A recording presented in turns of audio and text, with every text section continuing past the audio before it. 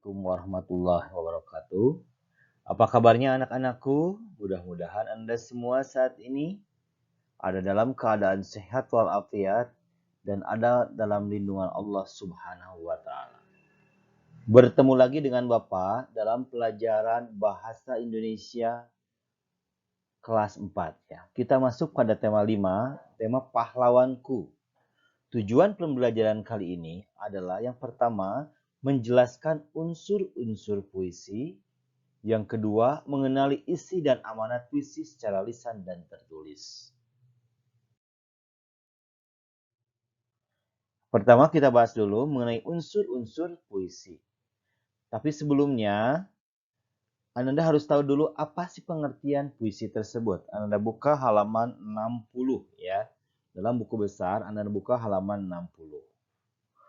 Puisi merupakan curahan perasaan hati penyair terhadap apa yang dirasakan, dilihat, dan dipikirkan dengan menggunakan kata. Penyair berarti pengarang syair atau pengarang puisi. Penyair juga sering disebut dengan pemuisi. Itu adalah pengertian puisi. Selanjutnya, unsur-unsur yang membangun sebuah puisi meliputi yang pertama adalah tema. Tema merupakan ide pokok yang mendasari sebuah puisi. Ya. Tema penulisan puisi misalnya tentang keindahan alam, masalah sosial, ataupun keagamaan. Yang kedua adalah diksi atau pilihan kata yang tepat. Merupakan curahan perasaan atau pikiran yang disampaikan melalui kata-kata.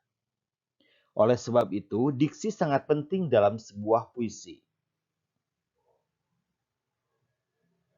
Diksi merupakan pilihan kata yang tepat dari penyair. Contoh misalnya, bunga-bunga wangi dan bermekaran indah. Kata wangi dapat diganti dengan diksi harum. Ya. Yang ketiga adalah baris dan bait. Baris dan bait digunakan untuk menentukan bentuk puisi. Contohnya di kalian lihat halaman 61 tentang puisi yang berjudul Rumah, karya Wulan Indriani. Rumah, kau tempat berlindung. Rumah, kau melindungiku dan keluargaku. Rumah, kau tidak takut terkena hujan ataupun panas. Rumah, kau istanaku yang indah dan megah. Jika tidak ada kau, aku dan keluargaku kedinginan dan kepanasan. Rumah, kau berarti untukku. Itu tentang puisi rumah ya. Puisi di atas memiliki jumlah 8 baris dalam satu bait. Jadi puisi ini hanya satu bait. Satu bait ini terdiri dari 8 baris. Yang keempat adalah rima dan irama. Irama. Irama adalah keselarasan bunyi yang ada pada puisi yang dibentuk oleh penggantian penekanan kata. Itu adalah pengertian dari irama. Irama berhubungan dengan panjang pendeknya bunyi serta kemerduan bunyi saat membacakan puisi. Sekarang pengertian rima. Rima atau sajak adalah persamaan bunyi yang ada dalam baris-baris puisi. Ya, itu pengertian dari rima dan irama. Jadi Bapak ulangi, unsur-unsur yang membangun sebuah puisi itu meliputi 4 ya. Ada tema, diksi atau pilihan kata yang tepat, 3 baris dan bait, 4 irama dan rima. Jenis-jenis rima atau sajak diantaranya yang pertama adalah sajak silang atau berpola A, B, A, B. Sajak silang memiliki persamaan bunyi pada baris pertama dengan baris ketiga. Jadi baris pertama dan ketiganya persamaan bunyinya atau kata akhirnya ya sama antara baris pertama dan baris ketiga. Dan baris kedua dengan baris keempat. Contohnya di sini. Pemandangan indah dengan udara segar. Ya. Kata akhirnya di situ adalah A ya. Kau hirup oksigen dengan cepatnya. Ya. Walau badan lemas terasa, tetapi aku tetap tegar. Mengawali kegiatan dengan doa. Lihat kalimat akhirnya. Di situ yang pertama sama dengan yang ketiga, ya ar, ya. Yang kedua, kata akhirnya adalah nya atau dengan huruf a, ya. Sama dengan kata akhir atau huruf akhir yang baris keempat. Jadi baris pertama sama dengan baris ketiga, baris kedua sama dengan baris keempat. Itu sajak silang. Yang kedua adalah B, ya, sajak peluk. Atau berrima A, B, B, A. Sajak peluk memiliki persamaan bunyi pada baris pertama dengan baris keempat dan baris kedua sama dengan baris ketiga. Contohnya, di lengkung cahaya berhias bintang. Huruf akhirnya, Anda lihat, cahaya bulan di ombak menitik.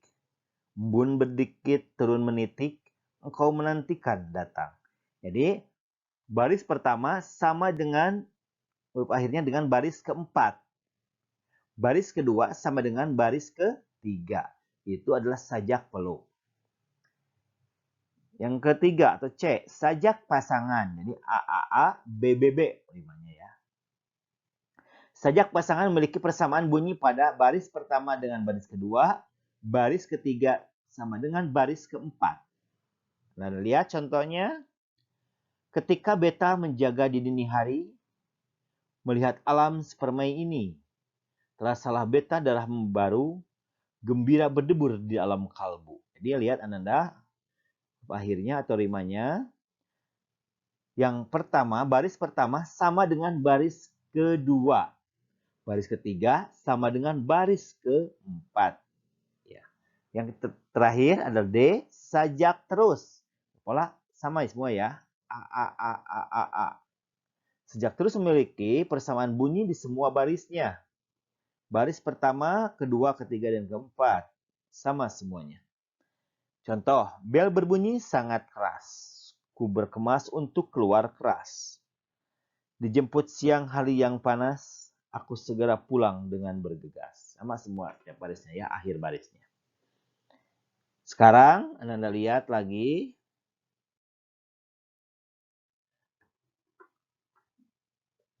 Pembahasan selanjutnya yaitu membaca puisi dengan lapa dan intonasi yang tepat. Dalam membaca puisi, lapa dan intonasi sangat penting untuk diperhatikan. Intonasi berarti tinggi rendahnya suara atau nada saat Anda membaca puisi. Lapar berarti cara seorang mengucapkan bunyi bahasa. Lapal berkaitan dengan kejelasan suara saat membaca puisi. Dan selanjutnya tentang hal-hal yang perlu diperhatikan saat membaca puisi. Yaitu yang pertama, tempo.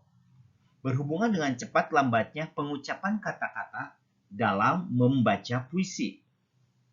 Yang kedua, irama. Berhubungan dengan panjang pendeknya bunyi serta kemerduan bunyi. Yang ketiga, mimik wajah.